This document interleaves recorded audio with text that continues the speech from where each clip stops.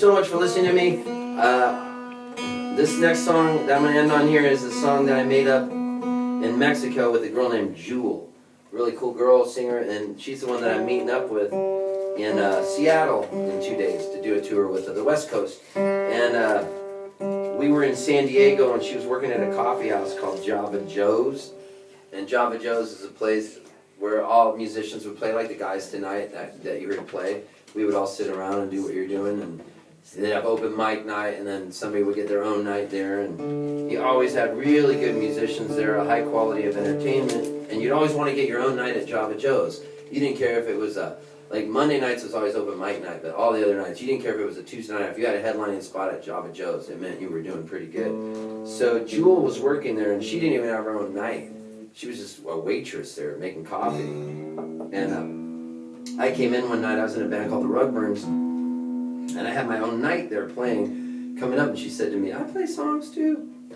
So I thought she was really nice and cute, pretty. So I said, well, let's write some songs together. So we started hanging out a lot. We fell in love, and we ended up going down to Mexico to write songs and maybe go surfing and whatever happened down there and just see what was going on. And then we ended up on the Gulf of California, and there obviously isn't any surf there. And we were in a place called Bahia de San Luis Gonzaga, and it was beautiful. But when we got there the night before, there was a full moon in the sky, and it was really foggy, and there was nobody at the front desk of the hotel. So we just broke into one of the rooms and went to sleep. And when we woke up in the morning, the sun was out. It was so beautiful, and we realized we were in paradise. It's called Bahia de San Luis Gonzaga. And Jewel was sitting there in this beautiful yellow bikini on the white sand. The water looked so blue, and these Mexican federales came down the beach. You could see them. You could see they had guns shoved in their belts, and they were coming down really slow, and there was 4 of them just sauntering down the sand.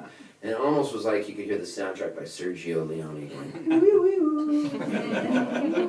And at that moment, Jewel says, I wish we could go whale watching. And then I said, how are we going to go whale watching? I don't have a boat. And so she said, well, maybe these guys have a boat. I go, they're cops. They have guns. We don't want to go on a boat with them. And then just at that moment, those guys came up, and they go, would you guys like to go whale watching? So I said, no. And then Jewel said, yes. So I had to go out on the boat with her, and then I said, what are you guys doing? He says, we're looking for drug smugglers. And I said, es peligro? Is it dangerous? He said, sí, es muy peligro. He lifts up his shirt. He's got 2 bullet hole wounds with exit wounds coming up the back. And he said, it's very dangerous. And I said, okay, well, how's it going? What's going on? He says, well, actually, I just got a call from on the radio, and we have to go catch some drug smugglers. And he's on the phone. He goes, there could be a shootout. Would you guys like an AK-47? And it's not often people ask you that. And I was listening to a lot of Snoop Dogg rap at the time. And I said, hell yeah, Dre, give me an AK. And Jewel said, no, I believe in angels. So the boats went across the water.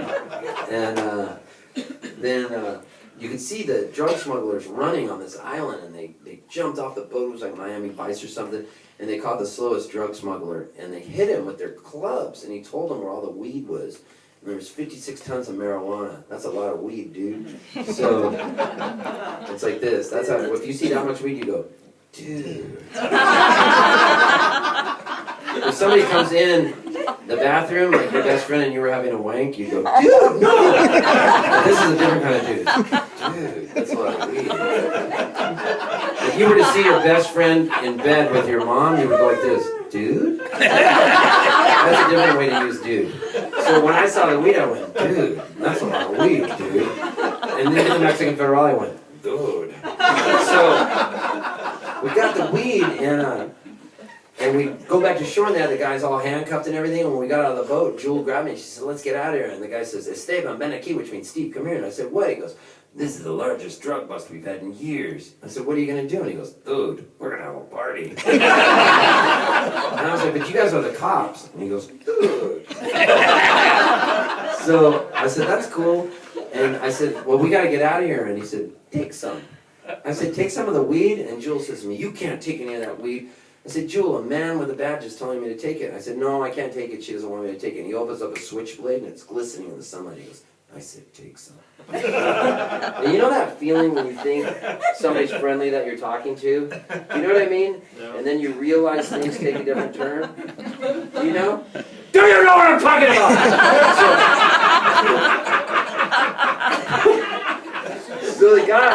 says to me, take a kilo. So I said, all right. So I take a kilo. I'm walking on the beach with a kilo in my hand, and there's a woman, and she's like 80 years old. She's making spaghetti sauce and everything. So I gave the kilo to her, and she goes, for my arthritis. And she pours the whole kilo into the spaghetti sauce. All the pot. Crazy. And then, like, about 4 hours later, this bus came down from Salt Lake City, Utah. It was a Mormon youth group. They were there for a spaghetti feed, I guess. It was a youth group spaghetti feed. And I looked at the lady and I go, you can't give them that spaghetti.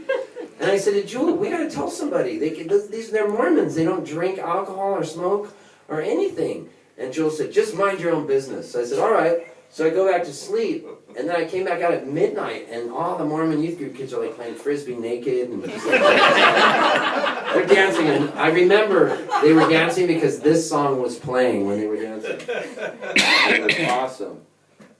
It went like this. Dude, that's good, we dude, man. Dude, that's good, we dude, man. Dude, that's good, we dude, man. Dude, that's good, we dude, man. So everybody was dancing to it.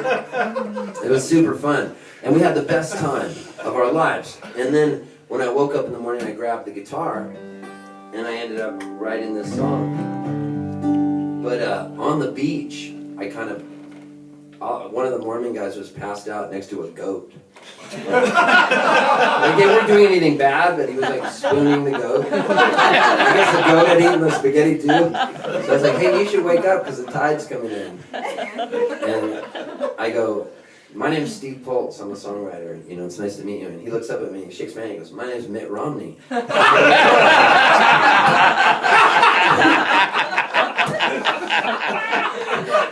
anyways, this is the song that I wrote on the drug bus.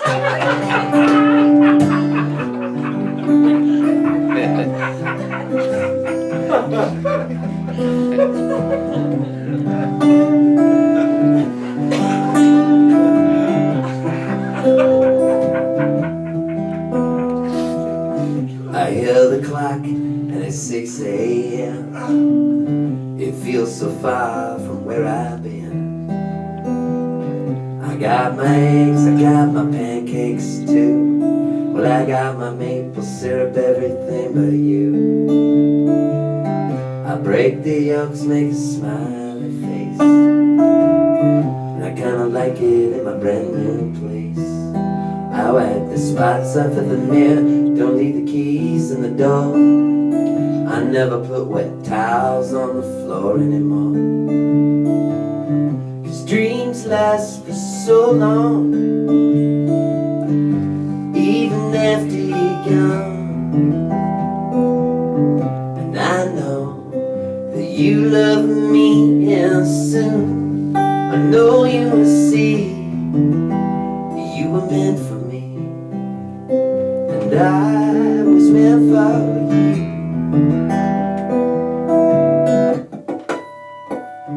I called my mom, but she was out for a walk. I consoled the cup of coffee, but it didn't want to talk. Picked up the paper, it was more bad news. More hearts being broken, more people being used. Put on my coat in the pouring rain. I saw a movie, but it wasn't the same. It was happy, man, I was sad. It made me miss you oh so bad. 'Cause dreams last for so long, even after you're gone. I know that you love me, and soon I know you will see you were meant for me, and I was meant for you. I go about my business and I'm doing fine. Besides, what would you say if I had you on the line? Same old story, not much to say. Hearts are broken every day. Oh yeah.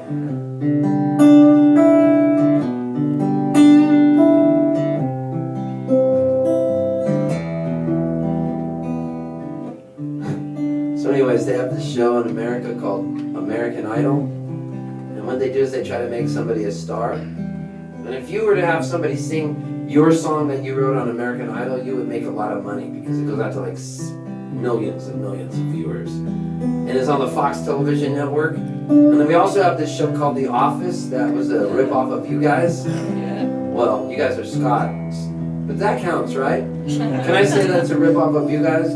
Or do you consider yourself not part of England?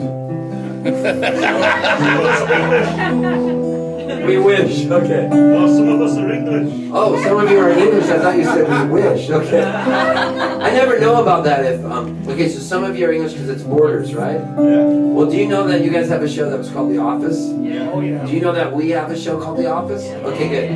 Anyways, on the show The Office, they featured this song because this song was a big hit in America. So it sold 13 million records. So in The Office in America, it stars a guy named Steve Carell. And Steve Carell was in the movie The 40-Year-Old Virgin, and he's in all these other movies. He's a pretty funny guy. So anyways, they have a band that's a police cover band playing at a wedding in The Office, and all they play is police songs. And they call themselves Scrantonicity because it's from Scranton, Ohio. And my friends called me up and they said, Steve, dude, your song's on The Office. You're going to make a lot of money. And I said, if it's on for more than 17 seconds, cha-ching. Pulled out my stopwatch. It was on for about 23 seconds. And then a week later, it was on American Idol. And the guest host was Jewel, the girl who made this song a hit. And if she's singing it, man, you're going to make a lot of money. But the girl comes down to audition to be the next American Idol, and she's from Minneapolis, Minnesota, where they have the biggest mall in America. So, Jewel's there judging them, and the girl sings it horribly, and they ask Jewel, what did you think? And she's laughing at the girl. She starts laughing and says, she can't even answer, that's how bad it is. And they ask the dude, Randy, what did you think? He goes, your clothes are awful. And I thought maybe the third judge would be nice. He was an English guy named Simon. He's like the meanest guy in the world. He goes, that was bloody awful. Now let the door hit you on the way out, knob. Or whatever he sounded like. The girl starts crying, she's sobbing, and I said, man, I wish I never wrote that song. Because I felt bad, I didn't want to see her cry. So I said, if I could go back in time and write that song, maybe I could be unstuck in time like Billy Pilgrim in the book Slaughterhouse-Five by Kurt Vonnegut. Or maybe since they discovered the Higgs boson particle, we could get into the fifth dimension and we can start time traveling or something. I'd go back in time and I would unwrite that song. But then I realized it was on for 37 seconds, so I just made a lot of money. So I said, screw her feelings.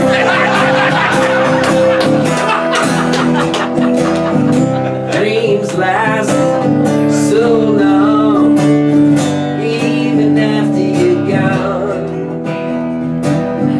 I know that you love me, and soon I know you will see you were meant for me, and I was meant for you.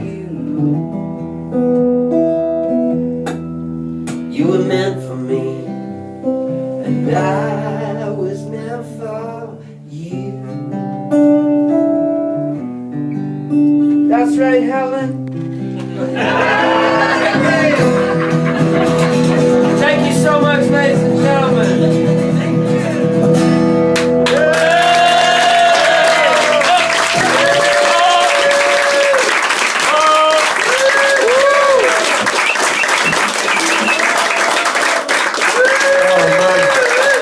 I know a lot of you are here tonight purely on my recommendation. I saw a lot of you, but I told you so.